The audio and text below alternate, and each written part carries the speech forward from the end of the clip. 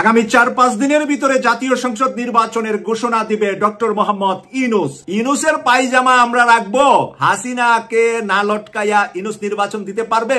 ইউনূস কি আমাদের 1,500 মায়ের সন্তানকে ফেরত দিবে? এত সহজ বিষয় না। সবকিছুর অবসান ঘটিয়ে রাজনৈতিক নেতাকর্মীদের মন জয় করে ফেললো ডক্টর ইউনূস, তাদের চাওয়া পূর্ণ করে দিল। এমন কি সিদ্ধান্ত নিল ডক্টর ইউনূস? ডক্টর ইউনূস একটা গুরুত্বপূর্ণ সিদ্ধান্ত নিয়েছেন, যেটা শোনার পর সবাই আলহামদুলিল্লাহ বলতে বাধ্য হবে। বাংলাদেশকে হেনস্থা করেছে, একই ইস্যুতে এবার চীনের কাছে অসহায় হয়ে পড়ল ভারত। এবার চীনের খপ্পরে পড়েছে ভারত। ভারতকে উচিত শিক্ষা দিতে পরাশক্তি চীন উজানে বাঁধের ব্যবস্থা করছে। হ্যাঁ ভাই, আগামী 9 দিন ভয়ঙ্কর। নতুন একটা প্যাকেজ আসতে পারে ভাই, নতুন একটা প্যাকেজ সরকারের পক্ষ থেকে। ছোট প্যাকেজ আর বড় প্যাকেজকে একসঙ্গে করে একটা টাইট প্যাকেজ বানাইছে। এই প্যাকেজের মধ্যে কি আছে? বাংলাদেশের রাজনৈতিক অঙ্গনে একটা তোলপাড় সৃষ্টি করা খবর মুহূর্তের মধ্যে ভাইরাল হয়ে গেছে। এটা নিয়ে নানান আলাপ আলোচনা শুরু হয়েছে এবং এর প্রভাব অনেক বিভিন্ন জায়গায় বিজয় শুরু হয়ে গেছে। অভিনন্দন, শুভ কামনা। তারেক রহমানের বাপের সাথে আছে, সালাউদ্দিন ওইখানে বাদ দিয়ে রয়ের ওভাররুল করে ওইখানে অন্য কোনো লোকজনকে পাঠাবে এবং সালাউদ্দিন ভারতের কল্যাণ রক্ষা করবে এবং ওইখান থেকে ব্যাক করে প্রতিটা লাইন শব্দ বাই শব্দ তারা ভারতকে জানাবে, যার জন্য সালাউদ্দিনকে তারা ওখানে বসায় রাখছে। আসসালামু আলাইকুম রহমতুল্লাহ, সবাই কেমন আছেন? আশা করি সবাই অনেক অনেক ভালো এবং সুস্থ আছেন। সবাইকে স্বাগতম জানাচ্ছি আমাদের আরেক নতুন ভিডিওতে। প্রতিদিনের মতো আমি আপনাদের কাছে রিয়াদ ফারুকি আবারও চলে আসলাম নতুন একটা ভিডিও নিয়ে। দর্শক, আজকের ভিডিও টাইটেল এবং থাম্বনেল দেখে ইতিমধ্যেই বুঝতে পেরেছেন আজকে কি বিষয় নিয়ে কথা বলবো। দেশে যে বর্তমানে রাজনৈতিক চলমান অস্থিরতা চলতেছে, আওয়ামী লীগ, বিএনপি, এনসিপি সহ দেশের বিভিন্ন রাজনৈতিক দলের মধ্যে যে একটা অস্থিরতা চলতেছে নির্বাচনকে কেন্দ্র করে, এবং আওয়ামী লীগ নিয়ে বিভিন্ন সময় আলোচনা সমালোচনা যেন লেগে থাকে। কিছু ঘটলে আওয়ামী লীগের নাম দিয়ে দেওয়া হচ্ছে, সেটা আওয়ামী লীগের দূষর। বিভিন্নভাবে যখন রাজনৈতিক অস্থিরতা চলতেছে, তারই ধারাবাহিকতায় আজকের ভিডিওটা আমরা আপনাদের মাঝে তুলে ধরার চেষ্টা করেছি। ইতিমধ্যে আপনারা সবাই ভিডিওর শুরুতে বেশ কিছু অংশ বিশেষ দেখেছেন, যে অংশ বিশেষগুলো দেখে বুঝতে পেরেছেন আজকের ভিডিওটা কতটা গুরুত্বপূর্ণ হতে চলেছে। আজকের ভিডিওটা আমরা খুবই সুন্দরভাবে সাজিয়েছি দেশে যে বর্তমান চলমান পরিস্থিতি চলতেছে তারই ধারাবাহিকতায়। আজকের ভিডিওটা অনেক অনেক গুরুত্বপূর্ণ, তাই সবাইকে আমি অনুরোধ করবো এক মুহূর্তে না টেনে সবাই ভিডিওটি ধৈর্য সহকারে দেখে আপনার মূল্যবান মতামত কমেন্টে জানাবেন। দর্শক, আর বেশি কথা না বাড়িয়ে আমরা ভিডিওর বাকি অংশগুলো একটু ধারাবাহিকভাবে একটু দেখে আসবো। তার আগে আমি ছোট্ট একটি অনুরোধ জানাতে চাই, যারা ফারুকি অনলাইন ইউটিউব চ্যানেলটিতে এখনো নতুন আছেন, প্লিজ দয়া করে আমাদের চ্যানেল সাবস্ক্রাইব করে সাথে থাকবেন। যারা ইতিমধ্যে সাবস্ক্রাইব করেছেন তাদেরকে অসংখ্য ধন্যবাদ। দর্শক, আর বেশি কথা না বাড়িয়ে ধারাবাহিকভাবে ভিডিওর বাকি অংশগুলো আমরা একটু দেখে সৃষ্টি করা খবর মুহূর্তের মধ্যে ভাইরাল হয়ে গেছে। এটা নিয়ে নানান আলাপ আলোচনা শুরু হয়েছে এবং এর প্রভাব অনেক। খবর, 12 দলীয় জোট আগামী 4-5 দিনের মধ্যে নির্বাচনের তারিখ ঘোষণা প্রতিশ্রুতি প্রধান উপদেষ্টার সঙ্গে বৈঠক শেষে 12 দলীয় জোট। আসলে কি আগামী 4-5 দিনের মধ্যে নির্বাচনের তারিখ ঘোষণা দিবেন? আসলে কি প্রতিশ্রুতি দিয়েছেন মাননীয় প্রধান উপদেষ্টা? কি ঘটবে? টান টান উত্তেজনা। প্রথমে বলবো, তারিখ ঘোষণা করুক আর না করুক, ওই তারিখ আমরা মানব না। কেন মানব না? আমি আসি। আমরা মানব না এই কথা বলার অথরিটি আমি কে? রাজনৈতিক দলগুলোর মোটিভ জানি, ইসলামপন্থীদের মোটিভ জানি, সাধারণ জনগণের পালস বুঝি, তারুণ্যের পালস বুঝি, সেগুলোর আলোকে বলছি আমরা এই তারিখে কোনো নির্বাচন হতে দেওয়া যাবে না। 4-5 দিনের মধ্যে যে তারিখ ঘোষণা করবেন, এবং আমরা এই জরুরি ঘোষণা দিয়ে ওই তারিখের বিরুদ্ধে বিদ্রোহ ঘোষণা করব। সব দল দেখবেন ওই তারিখ প্রত্যাখ্যান করবে, লাথি মারবে। কেন? তার আগে আসি, আসলে কি মাননীয় প্রধান উপদেষ্টা প্রতিশ্রুতি দিয়েছেন? এর উত্তর হচ্ছে যে 12 দলীয় জোট কোন চ্যাটের বাল যে তাদের কাছে মাননীয় প্রধান উপদেষ্টা প্রতিশ্রুতি দিবে আর 4-5 দিনের মধ্যে নির্বাচনের তারিখ ঘোষণা করবে, সেটা 12 দলীয় জোটের কাছ থেকে আমাদের শুনতে হবে কেন? 12 দলীয় জোটটা কি? এরা বা কি? এরা কোন ঘোড়ার ডিম বাংলাদেশের রাজনীতিতে?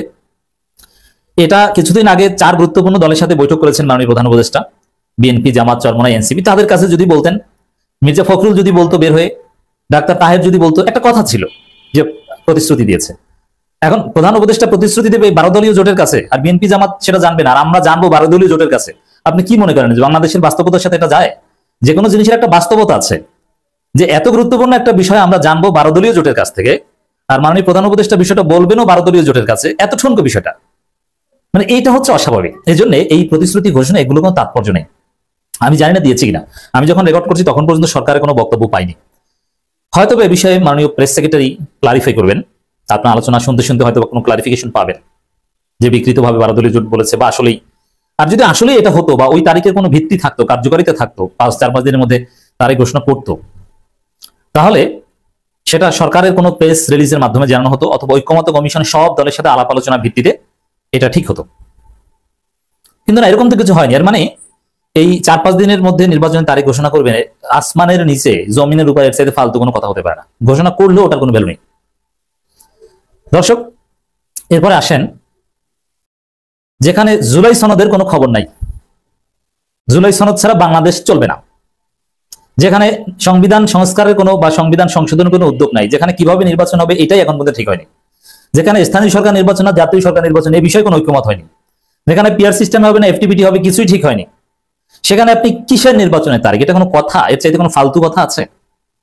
এই মেয়াদ উত্তীর্ণ পলিটিক্যাল পার্টিগুলো, এই ঘোড়ার ডিম পার্টিগুলো নির্বাচনের তারিখ ঘোষণা করবে এটা বলছে। এটা হাস্যকর, এটা আমরা মানি না।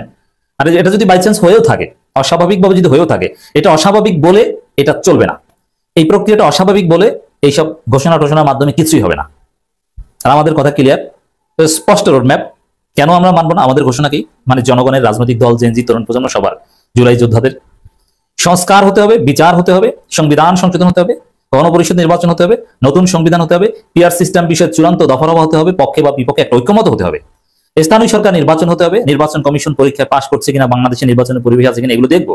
বিএনপি তো নিজেদের কাউন্সিলেও ভোট চুরি করে, জাল ভোট দেয়। জাতীয় নির্বাচন আসলে বিএনপি হতে দেয় কিনা বা চায় কিনা এগুলো আমরা সব দেখবো। সংস্কার পর এগুলো স্থানীয় সরকার নির্বাচনের যে ফাইন্ডিংস এগুলো বিশ্লেষণ সাপেক্ষে ঐকমত্য কমিশনে কিংবা সরকার রাজনৈতিক দলগুলোর সাথে বৈঠক করবে, তারপরে নির্বাচনের একটা তারিখ ঘোষণা করবে, যেটা ঐকমতের ভিত্তিতে। তারিখ ঘোষণা করার আগে অবশ্যই পলিটিক্যাল পার্টিগুলোর সাথে তারিখের কাছাকাছি বিষয়ে একমত হতে হবে।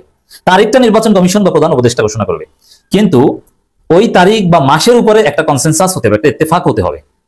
এটা হচ্ছে প্রক্রিয়া। এই প্রক্রিয়ার বাইরে বাংলাদেশে কিছু হবে না। অতএব দর্শক, তারিখ ঘোষণা করলেও যদি আসলেই মাননীয় প্রধান উপদেষ্টা তারিখ ঘোষণা করেন, ওই তারিখে নির্বাচন হতে পারবে না। তার নির্বাচন হতে হলে আগে ঐক্যমত লাগবে।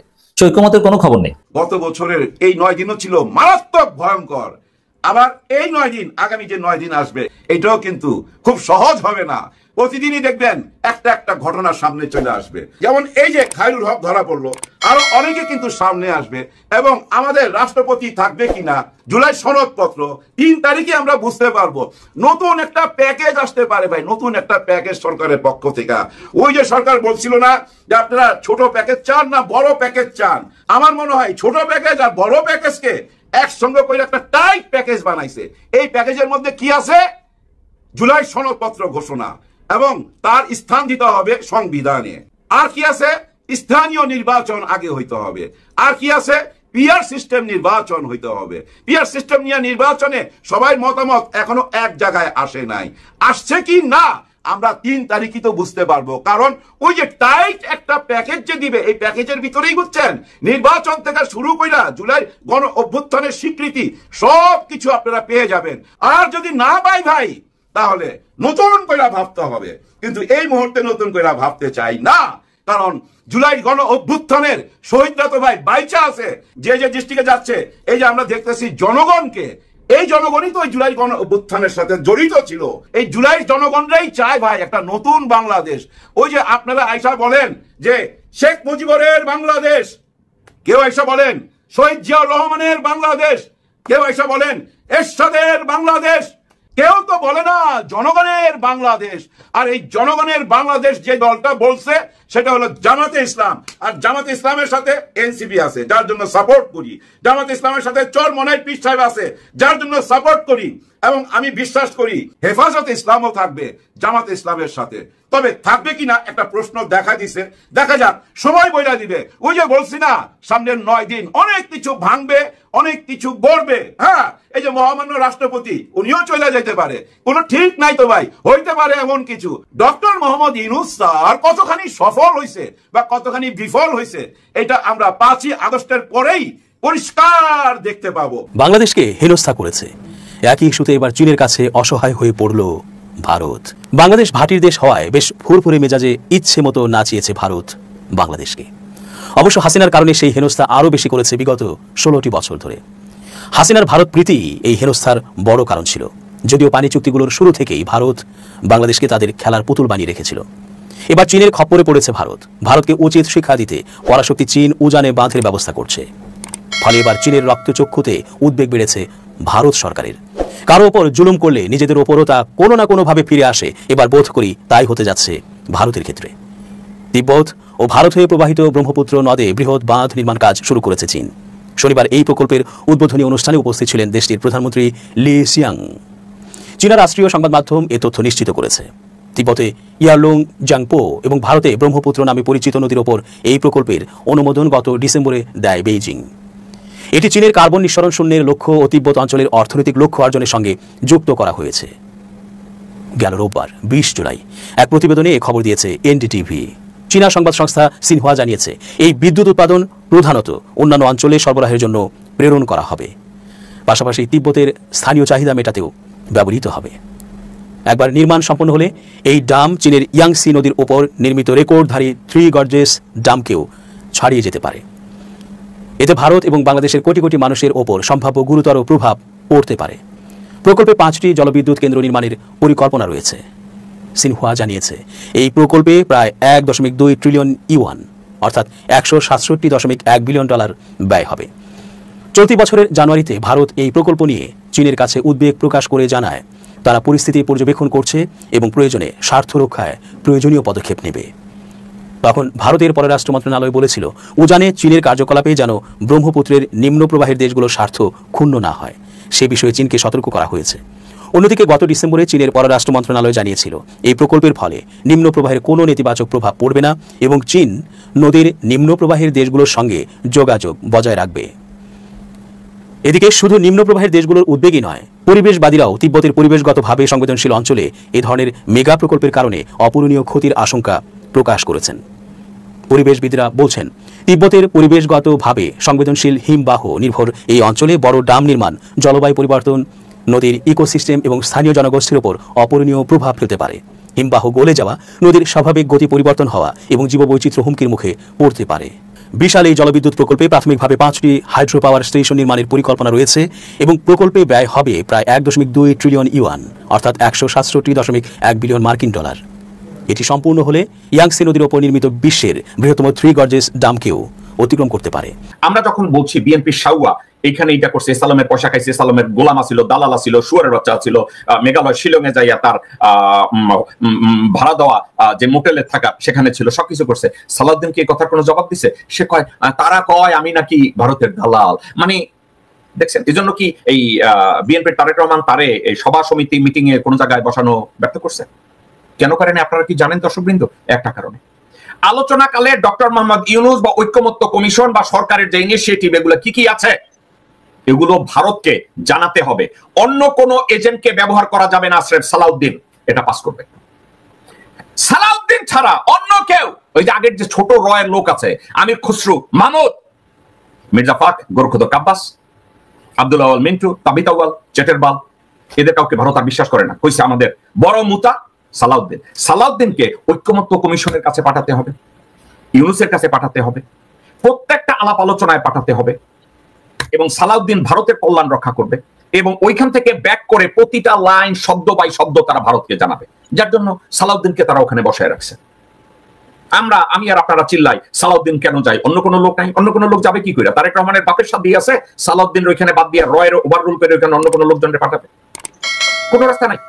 কারণ তারেক রহমান চিন্তা করে, বাংলাদেশে আমারে যখন আমার মা আর আমার মামুর অ্যাপয়েন্টেড জেনারেল মঈন আমারে যখন পিটাইয়া কোমর ভাঙ্গা দিছে, তখন এই আমারে জীবন বাঁচাইয়া এই বাংলাদেশ থেকে লন্ডনে আসার রাস্তা তৈরি করে দিছে। তো তারেক রহমানের কি বাপের সাথে আছে নাকি যে সালাউদ্দিনকে বাদ দিয়া অন্য কাউকে বলবে যে যাও তুমি গিয়া এখানে ডক্টর মোহাম্মদ ইউনূসের ঐক্যমত্য কমিশনের সাথে আলাপ আলোচনা করো? করবে না ভাই, আদৌ করবে না। সালাউদ্দিন কোনো কথা নাই, 9 বছর সালাউদ্দিন বাংলাদেশের হাসিনা বিরোধী কোনো আন্দোলনে থাকে নাই, কোনো পিকেটিং এ থাকে নাই, কোনো হরতালে থাকে নাই, কোনো জায়গায় কোনো কিছু করে নাই। এখন যেসব নেতারা রাস্তাঘাটে মাইর খাইছে, যেসব নেতারা রাস্তাঘাটে জুলুমের শিকার হয়েছে, হাজতে গেছে, পিটানি খাইছে, আমি ওই গোরখুদ কাব্বাসের কথা কই না এবং মোহাম্মদ সালামের কথা কই না অথবা মির্জা ফাকের কথা কই না। এরা হাজতে গেছে পাতানো হাজতে যাওয়া, এদের হাজতে যাওয়া ওটা হাজতে যাওয়া ছিল না, ওটা ছিল ভ্যাকেশনে যাওয়া। কিন্তু অন্যান্য যারা হাজতে গেছে, পুলিশের অত্যাচারে যারা পাট খেতে ঘুমাইছে, পুলিশের অত্যাচারে যারা ধান খেতে ঘুমাইছে, না খাইয়া নৌকায় ঘুমাইছে, নদীতে ঘুমাইছে, খেতে ঘুমাইছে, খাবারে ঘুমাইছে, মশার কামড় খাইছে, ডায়রিয়া হয়েছে, সালাউদ্দিন এ ধরনের কোনো সাফার করে নাই। সালাউদ্দিন গত 9 বছর আগে দেশ থেকে পালায়া যায় বলছে আমাকে গুম করছে এবং তা মানে সালাউদ্দিন যখন যোগাযোগ প্রতিমন্ত্রী ছিল তখন ওই এস আলমকে সে রাস্তাঘাটের কন্ট্রাক্ট দিছে। তো এস আলমও তাকে মনে রাখছে। তো এস আলম যখন সাথে মিলা যখন এই গুমের নাটকটা করছে, এস আলম কইছে যে মেঘালয় শিলংয়ে যাও, এখানে আমার যে বাড়িঘর আছে ওখানে যে তুমি থাকতে পারো, কোনো অসুবিধা নেই, পয়সাপাতি যা লাগে খরচ টরচ যা লাগে সেটা আমি দেবো। তো ওখানে গেছে। এখন সালাউদ্দিন আমি অনেক বাংলাদেশে আমি সহ আপনি সহ আমরা সবাই ওয়ান্ডারিং করতেছিলাম যে সালাউদ্দিন বিএনপির কোন জায়গায় ছিল না, হঠাৎ করে সে এত বড় নেতা হয়ে গেল। ইউনূসের লগে প্রত্যেকদিন তার দেখা করতে হইব, ঐক্যমত্য কমিশনের সাথে তার প্রত্যেকদিন কথা বলতে হবে, যে কোনো নীতি নির্ধারণী সবাই সালাউদ্দিনের থাকতে হবে। আলটিমেট গোলটা কি? আলটিমেট গোলটা কি এই যে যত এফেক্টিভ যত আলাপ আলোচনা আছে ওখানে সালাউদ্দিনের থাকতে হবে, কারণ সালাউদ্দিন হচ্ছে রয়ের 1 নম্বর লোক, এবং সালাউদ্দিনই ওই ডক্টর মোহাম্মদ ইউনূসের সাথে কথাবার্তা আলাপ আলোচনার সময় শুধু সালাউদ্দিন কি প্রপোজ করছে that's not the issue, Yunus কি বলছে, আলী রিয়াজ কি বলছে, বাংলাদেশের অন্তর্বর্তীকালীন সরকার কি প্ল্যান করছে, এ লাইন বাই লাইন রকে আবার রিলে করতে পারবে। এবং সালাউদ্দিন এ ব্যাপারে এমন ভাবে ট্রেনিং নিয়েছে 9 বছরে, কোন শব্দ সে ভুল করে না। সালাউদ্দিন যেখানে যায় সে প্রত্যেকটা কনভারসেশনকে রেকর্ড করে, প্রত্যেকটা কনভারসেশনকে নোট করে, যাতে সে খুবই সূক্ষ্মভাবে ইন্ডিয়াকে জানাইতে পারে, রকে জানাইতে পারে।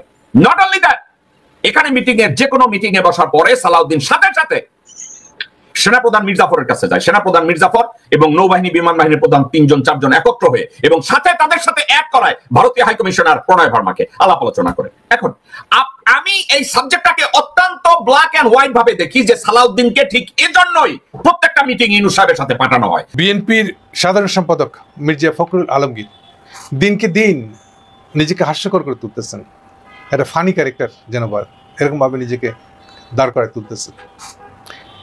তিনি বলেছেন বাংলাদেশের রাজনীতিতে দক্ষিণপন্থীদের উত্থান দেখছেন এবং তা নিয়ে উদ্বিগ্ন মির্জা ফখরুল আলমগীর। এই উদ্বিগ্নতাকে আমি কিভাবে দেখছি, আমাকে এটা প্রশ্ন করা হয়েছে। আগে বলেছি এটা ফানি কথা, খুব সম্ভবত তারা দক্ষিণপন্থী বলতে ইসলামিস্ট বুঝেছে, ইসলামী রাজনৈতিক দল বুঝিয়েছে। এই যে নিজেকে দক্ষিণপন্থী বলা, রাইটিস্ট, কেউ যখন নিজেকে অন্যকে দক্ষিণপন্থী বলে বুঝতে হবে সে নিজেকে বামপন্থী মনে করে, এটা হচ্ছে কমন। সম্প্রতি এই ফখরুলই আবার বলা শুরু করছে বিএনপি কোনো বিপ্লবী দল না, মানে এই আলাপটা উনি আগেও করছেন 13 সালের দিকে। বিএনপি কোনো বিপ্লবী দল না, কাজেই হাসিনার ফ্যাসিজমের বিরুদ্ধে লড়বার মতন রাস্তায় দাঁড়িয়ে এটাকে প্রতিবাদ প্রতিরোধ গড়ে তোলার মতন দল বিএনপি না, এটা দাবি করার জন্য। ফখরুল সাহেব কি কখনো ভেবে দেখেছেন যে আওয়ামী লীগ কি কখনো নিজেকে বিপ্লবী দল বলছে? তাদের কনস্টিটিউশনে কি কখনো তা লেখা আছে বা কোনো নেতা দাবি করেছে? কিন্তু ফ্যাক্টস হচ্ছে, সবচেয়ে কঠিনতম ফ্যাক্টসটা হচ্ছে যে এই আওয়ামী লীগই কিন্তু সশস্ত্র সংগ্রাম করে 1971 সংগ্রামটা করছে। আমরা নাও মানতে পারি, কিন্তু ফ্যাক্টস হচ্ছে এটাই। মুক্তিযোদ্ধারা ছিল যারা, তাতে লার্জেস্ট সেকশনটাই আওয়ামী লীগের। বরং ইন্ডিয়াতে ট্রেনিং পাওয়া মুক্তিযোদ্ধা কেউই আওয়ামী লীগের ছিল না, কারণ আওয়ামী লীগেরদেরকে ট্রেনিং দেওয়ার নিষেধ ছিল ইন্দিরা গান্ধীর। ফাঁক ফুকরে কিছু হয়েছে, একমাত্র এক্সেপশন হলো যারা আগরতলায় খালেদ মোশাররফের আন্ডারে, অর্থাৎ আরো সুনির্দিষ্ট করে বললে মেজর হায়দারের আন্ডারে, Khaled Mosharraf second in command ছিল মেজর হায়দার।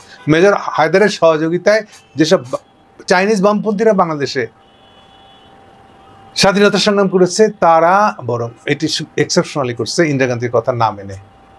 যাই হোক, প্রশ্ন সেটা না, প্রশ্ন হলো যে তার মানে আওয়ামী লীগ নিজেকে ডানপন্থী হওয়া সত্ত্বেও নাকি আওয়ামী লীগ কি বামপন্থী দল?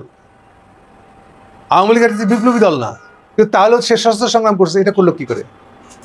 তার মানে বিএনপি যে নিজেকে বামপন্থী দল বলে না, বিপ্লবী দল বলে না, তাহলে বলতে চাই কি? তাহলে অন্যকে দক্ষিণপন্থী বলার তার রাইট কি? পুরো জিনিসটা একেবারে মাখায়, যখন যেটা ভাল লাগে তখন সেটা বলে, তাই কি আসলে? না, আমার তাও মনে হয় না। আমার মনে হয় বরং উল্টাটা। এখন ইউনূস সাহেবের সাথে তারেক জিয়ার বিএনপির একটা প্রতিযোগিতা শুরু হয়েছে, কে কত বেশি ইন্ডিয়ার কাছে গ্রহণযোগ্য, ইন্ডিয়ার মন পেতে হবে, কে কত গ্রহণযোগ্য, তারই যেন একটা লড়াই শুরু হয়েছে। এবং সেখানে বিএনপিকে প্রমাণ করতে হবে সে দক্ষিণপন্থী বললা ইসলামিস্টদেরকে ঘৃণা করে, তাদের থেকে নিজেকে আলাদা করে। আচ্ছা মির্জা সাহেব, 2001 সাল ইলেকশনে আপনারা কি জামাতের সাথে ইলেকশন করেন নাই? নির্বাচনী জোট করেন নাই? তো কি দক্ষিণপন্থীদের সাথে ইলেকশনে জোট করছিলেন? মানে এই যে কি ফাইজলামি শুরু করছেন তারা, এটা বোঝা খুবই মুশকিল আসলে। এমনিতেও বামপন্থী ডানপন্থী এগুলো কথার কোনো মানে নাই, এটা নিয়ে আমরা অন্য একটা ভিডিও করছি আমি।